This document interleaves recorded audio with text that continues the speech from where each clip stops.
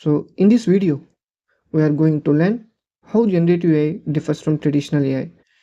So let's start our tutorial with the concept introduction to AI and the need for comparison.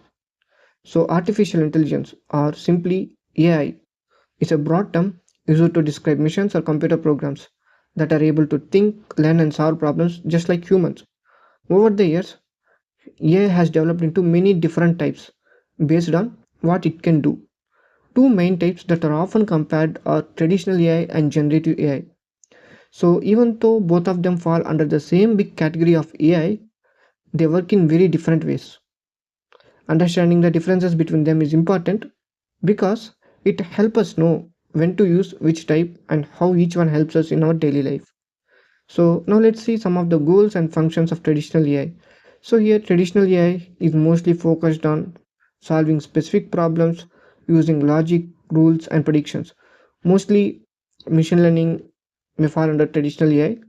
So, traditional AI is designed to take input, analyze it using predefined instructions or learned patterns using some algorithms, and it gives a specific output. For example, let's consider a spam filter in an email system which uses traditional AI algorithms like naivebase, etc. So, in that email spam classification system, AI looks at the content of emails, matches it with known patterns, and decides if the email is spam or not. So another example is recommendation system like the one used on shopping websites, which uses your past activity to suggest similar items. So traditional AI follows a very structured path and usually works well in tasks that have a clear goal and predictable outcomes. It needs a structured data. So now let's see some of the goals and functions of generative AI. So generative AI is focused on creating new content. Unlike traditional AI, which mostly classifies, recommends or detects things, generative AI goes a step further. It produces original text, images, music, or code based on what it has learned from the previous data. So it does not follow fixed rules. Instead, it learns the patterns from the large sets of information and uses that learning to generate something that looks real and meaningful. For example, it can write an article, it can create a picture, or it can generate a new piece of music. So, the main purpose of generative AI is not just to recognize or respond, but to actually create something which is new and useful. Now, let's see some of the data usage and learning approach in both traditional AI as well as in generative AI. So, traditional AI learns by being trained on structured data, which means the data that is clearly organized in the rows and columns or with fixed labels. It may use supervised learning or unsupervised learning, but supervised learning in most cases, where the correct answers are already given and the model just learn to match input to those correct output using some functions.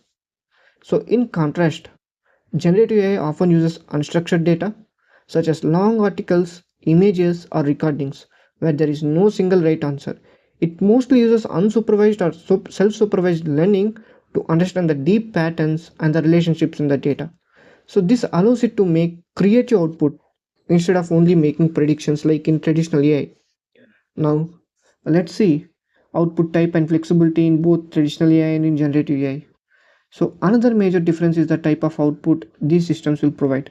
So traditional AI is limited to giving specific answers like yes or no, true or false, or a set of defined choices, or estimating a continuous number. Mostly traditional AI is used for regression based problems, classification based problems, or clustering based problems. For example, let's say our traditional AI model is trained to recognize whether the image is cat or dog. Now, if you give any image, it may say cat or dog because that model is trained on the images which contains only cat and dog. But generative AI, on the other hand, is much more flexible.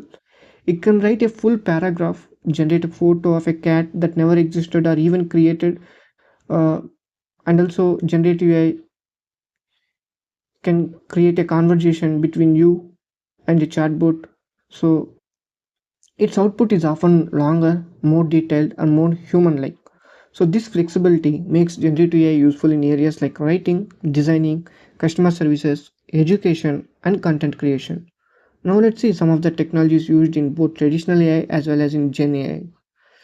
So traditional AI system often uses some mathematical algorithms or some machine learning algorithms like decision trees, support vector missions, or rule-based systems, and some basic neural networks. So these models are powerful for tasks like classification, regression, and logical decision making. So generative AI mostly uses advanced deep learning models, especially transformer based models like GPT, which stands for generative pre-trained transformer. So these models can understand context, meaning, and relationship in a language and use that understanding to generate realistic content. So the technology used behind generative AI is much more advanced and requires more computing power and training data than when compared to traditional AI. So now let's see some of the examples of use cases. So traditional AI is used in things like fraud detection, face recognition, route planning, and weather forecasting. It is very good at automation and prediction in industries like banking, transportation, and in manufacturing. But generative AI is used in creating social media content, designing websites, writing product descriptions, translating languages, and even generating voice or video. It is most useful in creative industries, customer support, and personalized experiences. While traditional AI focuses on making decisions or identifying patterns, but generative AI focuses on generating new material based on those patterns. Now let's see human involvement and control in both traditional AI and in generative AI. In traditional AI, human involvement is high during the designing phase or during the training the model. Experts often need to give clear rules, label the data, and monitor the output. For example, when we are creating machine learning model, we need to take care from data collection to model deployment. We need to spend hours on data pre-processing, analyzing the data correctly, and analyzing the problem statement, selecting the most relevant model, and applying that model, and finally evaluating that model. So human involvement is high during the training the model in traditional AI. In generative AI, once trained, can operate more independently, but creating a generative AI based model like in ChatGPT takes more time or more computational power. But once trained, they can operate more independently. Though human supervision is still necessary to ensure that the content it produces is appropriate and accurate. Because generative AI can produce incorrect or biased content, human guidance is important to avoid those such type of problems. But the level of creativity generative AI offers allows humans to do more with less effort, especially in the fields like marketing, writing, and education. So creating a models in traditional AI are like very easy and it may take a few days. But creating a model that comes under generative AI is very tough process. Like it may require more computational resources, it may require a lot of time, it may require lots of data. Now let's see some of the summary and final thoughts that we discussed in this video. So both traditional AI and generative AI are important parts of modern technology. So they are designed for different tasks and solve different problems as well. So traditional AI is best when we need to fix uh, like traditional AI is best when we need fixed, clear, and logical outcomes, while generative AI is best when we want creativity, variation, and original content. As we move forward, those two forms of AI will continue to work together, helping humans in both structured decision making and imaginative creation. So, understanding the differences help us to each one more effectively and responsibly. Now, let's summarize what we learned in this particular video. So, traditional AI solves problems like regression, classification, clustering, but generative AI creates content. So, traditional AI you may use a structured or unstructured data, but generative AI uses unstructured data. So, traditional AI gives exact answers like it can predict or it can estimate a continuous number.